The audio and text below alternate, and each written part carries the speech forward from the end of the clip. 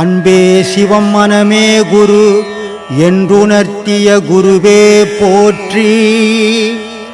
எனக்குள் இறைவனை உணர வைத்த குருவே போற்றி.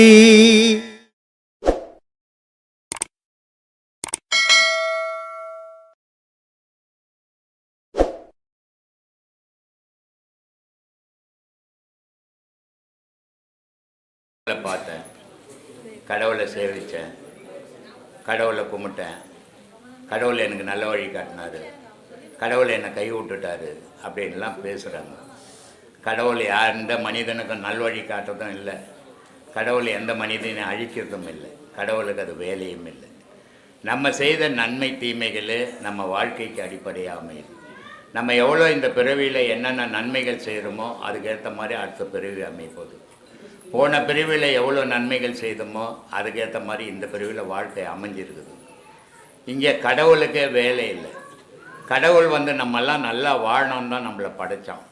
ஆனால் நம்ம ஆசையால் நம்ம வீணான சேத்துல பிறந்த மாதிரி பிறந்து இறைவனே நம்மளை தேடினா கூட இறைவனுக்கே நம்மளை அடையாளம் தெரியாத அளவுக்கு நம்ம மாறி போய் நிற்கிறோம். கடவுளை நேரடியாக பார்த்தா என்ன ஆகும் அப்படின்னு சிவவாய்க்கர் சொல்கிறாரு. அதனால் சொல்கிறார், பார்த்தது ஏது பார்த்திடில் பார்வை ஊடழிந்திடும். கடவுளை நேராக பார்த்தா நான் பல வீடியோக்களில் சொல்லிக்கிறேன். மகான்கள் இந்த பூமிக்கு வருவாங்க, இறைவனால் அனுப்பப்படுவாங்க. ஒவ்வொரு மகானும் ஒவ்வொரு காலகட்டத்தில் ஒவ்வொரு மக்களை நல்வழிப்படுத்துறதுக்காக இறைவனால் அனுப்பப்படுறவங்க மகான்கள். ஆனால் மனிதர்கள் அப்படி இல்லை. தாய் தந்தையினுடைய ஆசையால் இந்த மனிதர்கள் இடையில் பிறந்து அவன் துன்பத்திலே விழுது. இங்கேயே ஜனனம், இங்கேயே மரணம். இறைவனுக்கும் இவங்களுக்கும் தொடர்பே இல்லை. ஆனால் அந்த இறைவனுடைய தொடர்பை ஏற்படுத்துறது தான் யோகம். யோகம்ன்றது ஒரு ஏணிப்படி மாதிரி. அதை எதுவோ கோயிலுக்கு போனேன், ஒரு 6 மணி நேரம் நிம்மதியாக இருந்தேன், திருப்பி வீட்டுக்கு வந்தோடனே பழைய நிலைக்கு ஆகிட்டேன். இந்த யோக பாதையில் அப்படி இல்லை. மரணம் வரைக்கும் நிம்மதியாக இருப்பேன், மரணம் வரைக்கும் தைரியமாக இருப்பேன். அதுக்காக தான் இந்த படம். அப்படி கடவுளை கண்டான்னா அவன் கண்ணு போயிடும். ஏன்னா பல மகான்களை அனுப்புறதுக்கு காரணம் சூரிய சந்திரனை விட அதிகமான உஷ்ணம் உள்ளவன் இறைவன். இறைவன் ஒரு பெரும் நெருப்பு, பெரும் சுடர். அதுக்கு ஜாதி கிடையாது, மதம் கிடையாது, இனம் கிடையாது, குலம் கிடையாது, வேற்றுமை கிடையாது, இரவு கிடையாது, பகல் கிடையாது. அப்படிப்பட்ட இறைவனை நேரடியாக மனுஷன் பார்த்தான்னா இவனுடைய புறக்கண்கள் அழிஞ்சிடும். சாதாரணமாக வானத்தில் மழை பெய்யும் போது ஒரு மின்னல் வரும், அந்த மின்னலை பார்த்தாவே கண்ணு போயிடும். ஆனால் அந்த மின்னல் மாதிரி கோடி மின்னல் சக்தி பவர் உள்ளவன் இறைவன். அதை பார்த்தா இந்த கண்ணை நிற்குமா? நிற்காது. அப்போ யாரால் தான் பார்க்க முடியும்? மகானால் மட்டும்தான் பார்க்க முடியும். அது எந்த கண்ணால் பார்க்க முடியும்? நெற்று கண்ணால் மட்டும்தான் பார்க்க முடியும். ஏன்னா அது மட்டும்தான் எவ்வளோ உஷ்ணம் வந்தாலும் தாங்கக்கூடிய கண் அது. அதனால் மகான்களுக்கு அந்த கண் இருந்ததால் இறைவனை பார்க்க முடிஞ்சது, பேச முடிஞ்சது, கேட்க முடிஞ்சது. ஆனால் சராசரி மனுஷனால் முடியாது. ஆனால் இவன் கற்பனையில் நான் கடவுளை கண்டேன், பார்த்தேன், பேசினேன்னு ஏதோ பிரமையில் சுற்றின்னு சொல்லிக்கின்னு இருக்கிற விஷயம். இதெல்லாம் சாத்தியமில்லாத விஷயம். இதை சிவவாய்க்கர் ரொம்ப அழகாக சொல்கிறாரு. பார்த்தபோது பார்த்திடில் பார்வை ஊடழிஞ்சிடும். கண்ணு போயிடண்டா அவனுக்கு பார்த்தேனாத்த அப்படின்ட்டு. கூர்த்தனாய் இருப்பேரில் குறிப்பில்லா சிவமதாம் பார்த்த போதெல்லாம் பார்வையும் மிகுந்து நீர் பூவுமாய் காயுமாய் பொருந்துவீர் பிறப்பிரே. கடவுளை ஒரு மனிதன் பார்த்துட்டான்னா அவன் எப்படி பார்ப்பான்னா அவன் உலகப்பற்று இல்லாதவனால் அந்த நெற்றிக்கண்ணால் பார்க்க முடியும். அதுதான் 3வது கண்ணுன்றது. அந்த 3வது கண்ணால் மட்டும்தான் இறைவனை பார்க்கக்கூடிய சக்தி உண்டு. இந்த புறக்கண்ணுக்கு அந்த சக்தி கிடையாது. அதனால தான் இந்த 3 பாடம் வரைக்கும் கண் திறந்து பாடம் பண்ணுங்க, நான் 4வது பாடத்தில் கண்மூடி பாடம் பண்ணுங்கன்னு பாடத்தை கொடுக்குறோம். இதெல்லாம் ஏதோ சும்மா புக்கில் படிச்சுட்டு கொடுக்குறது இல்லை. ப்ராக்டிக்கலாக நான் ஒரு 10 வயசுலேருந்து இதை அனுபவித்து கிட்டத்தட்ட 65 வருஷமாக இதை ஆராய்ஞ்சி இது உண்மையா பொய்யா, கடவுள் இருக்குதா இல்லையா, கடவுளுக்கும் நமக்கு என்ன தொடர்பு, துன்பத்துக்கும் கடவுளுக்கும் என்ன தொடர்பு, இதில் எல்லாம் ஆராய்ஞ்சி தான் உங்களுக்கெல்லாம் பாடம் கொடுக்குறேன். நான் ஏதோ புக்கை படிச்சுட்டு உங்களுக்கு பாடம் கொடுக்கறது கிடையாது. புக்கை படிச்சுட்டு பாடம் கொடுத்தோம்னா நீங்கள் கேள்வி கேட்டால் என்னால் பதில் சொல்ல முடியாது. ஏன்னா அது புக்கில் இருக்கிறத சொன்னேன் நான். ஆனால் இந்த பாடத்தில் சந்தேகங்கள் வந்தால் யார்கிட்ட உபதேசம் வாங்கினீங்களோ அவங்களை கேளுங்கன்னு சொல்கிறேன். ஏன் சந்தேகத்தோட பாடம் பண்ணக்கூடாது, தப்பாக மட்டும் பண்ணக்கூடாது. இது உயிர்கலை. உடல் பயிற்சி எப்படி ஒன்றாலும் பண்ணலாம். ஆனால் இது உயிர் மிஸ் ஆச்சுன்னா இதுக்கு வைத்தியம் பண்ணுறதுங்க டாக்டர் கிடையாது. அந்த மேலே இருக்கிற டாக்டரால் மட்டும்தான் பண்ண முடியும். அதனால் இதை செய்யறத ஜாக்கிரதையாக செய்யணும்னு சொல்கிறேன். அதுக்கு தான். அப்படிப்பட்ட கடவுளை நம்ம வழிபடணும்னா என்ன செய்யணும்? முதல்ல நம்மளை பார்க்கணும். நம்மளை பார்க்க தெரிஞ்சுக்கிற வழியை தேடணும். அதுக்கு ஒரு நல்ல குரு வேணும். அப்போ தான் நம்மளை நம்ம பார்க்க முடியும். அப்படி நம்மளை நம்ம பார்த்தா தான் நம்மளை படைத்தவனையும் பார்க்க முடியும். அதனால தான் ஒரு சபை வண்டியில் எழுதியிருக்கிறான், படைத்ததெல்லாம் விட்டு விட்டு படைத்தவனை நோக்கி பயணம் பண்ணுறான். ஒரு மனிதன் இறந்தான்னா உடல் இருக்கிற வரைக்கும் அவனுக்கு அடையாளம். உடல் இருந்தால் என் தங்கச்சி, எங்கள் அம்மா, எங்கள் அக்கா, என் அண்ணன், என் தம்பின்னு உடல் இருக்கிற அடையாளம் தான் சொல்கிறோம். ஆனால் உடலை விட்டு உயிர் பிரிஞ்சால் அதுக்கு ஒரு அடையாளமே கிடையாது. அது யார், எப்படி இருக்குது, என்னவா இருக்குதுன்னு இந்த மனிதனால் அறிய முடியாது. அறிய முடியாத போது எங்கள் அக்கா கிட்ட பேசுனேன், எங்கள் அம்மா கிட்ட பேசுனேன், எங்கள் தாத்தா வந்தாருன்னெலாம் சொல்கிறதெல்லாம் ஒரு பிரம்மை, மன பிரம்மை. அது சாத்தியமில்லாத விஷயம். அந்த உடல் தான் மனிதனுக்கு அடையாளம். அந்த உடலையே நம்பி வாழறீங்க.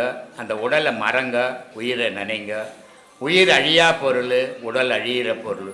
அதில் எவ்வளோ ஞாபகத்தை ஊட்டினாலும் உடலில் அது மண்ணோட மண்ணாக போக போகுது. ஆனால் உயிரில் மூட்டுற ஞாபகம் வந்து ஒரு பிறவிலையும் அழியாத ஒவ்வொரு பிறப்பும் எடுக்குது. அந்த பிறப்பு சரியான வழியாக போய் இறைவங்கிட்ட சேர்க்கும். அதுக்காக தான் உங்களுக்கு இவ்வளோ கிட்டத்தட்ட 40 வருஷமாக இந்த நான் மக்களுக்கு சொல்லிக்கின்னு இருக்கிறேன். இது பல கோடி மக்கள் இன்றைக்கி கிட்டத்தட்ட 15 கோடி பேர் நம்ம வீடியோவை பார்க்குறாங்க. பல ஆயிரம் பேர் எனக்கு ஃபோன் பண்ணுறாங்க.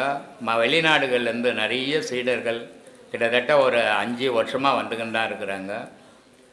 அந்த 5 வருஷமாக வந்தவங்க அவங்கவுங்களுடைய அனுபவத்துக்கு ஏற்ற மாதிரி, அவங்கவுங்க உடல்நிலைக்கு ஏற்ற மாதிரி பயன்பெற்றிருக்கிறாங்க. இதுக்கு மன வலிமை ரொம்ப அவசியம். இதுக்கு மன வலிமை இல்லைன்னா இதை அடைய முடியாது. நிறைய பேர் வரீங்க, உபதேசங்கள் வாங்குறீங்க. அந்த உபதேசங்களை வாங்கி ஒரு மாதம் நல்லா தீவிரமாக பண்ணுறீங்க, திருப்பி பழைய நிலைக்கே போயிடுறீங்க. அதனால தான் நான் பல வீடியோக்களில் சொல்கிறேன், இதை முடிஞ்சவங்க மட்டும் வாங்க, முடியாதவங்களாம் தண்டத்துக்கு வராதிங்க. அதனால் ஒரு பயணம் இல்லை, உங்களுக்கு தான் செலவு அப்படின்ட்டு. அதனால் தைரியம் வேணும், வைராக்கியம் வேணும். நான் என்னை அறியணும். என்னை அறியாமல் இந்த உலகத்தையே அறிஞ்சு எனக்கு என்ன பிரயோஜனங்குது? என்ன தெரியணும். முதல்ல நான் யாருன்னு என்னை தெரிஞ்சுக்கணும். நான் எதுக்காக பிறந்தேன், எதை சாதிக்க வந்தேன், எதை செய்துன்னு இருக்கிறேன்றதை தெரிஞ்சுக்கினால்தான் என்னுடைய பயணங்கள் சீராக இருக்கும்.